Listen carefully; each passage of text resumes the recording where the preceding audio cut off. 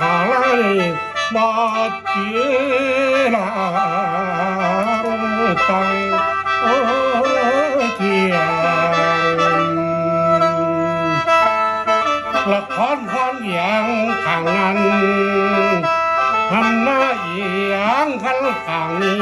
เฮ้ยสังคือน้ำแม่ทะเลสังคือน้ำแม่ทะเลโอ้ยโอ้ย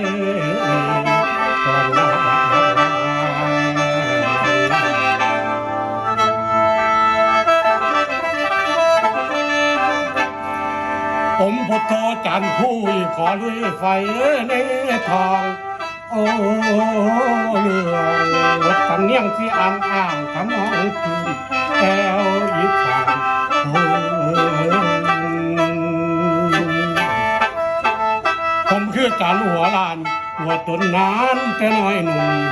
พ่อแม่ตายจากเราทั้งสองเขาแต่แห่งนี้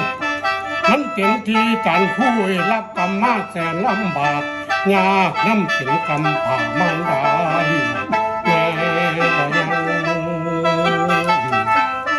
เพราะเหตุจังได้เกินอาศัยวัดคนหลวงตาสงการบวชให้เป็นเองหน่อยเป็นคนปล่อยโอ้ยอยู่แก้มบ้านนาขอทานบ้านคนโอ้นายหลวงตาสายบวชให้เป็นเนื้อน้อยกับความเพียร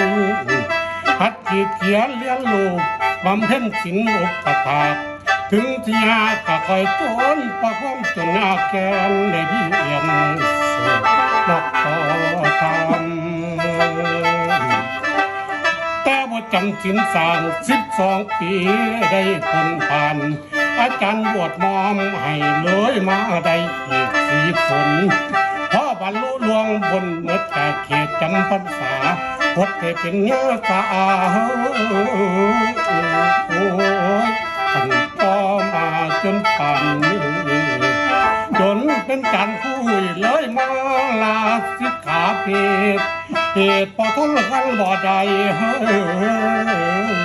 เลยลาแม่นผมเรื่องเดินลันน้อ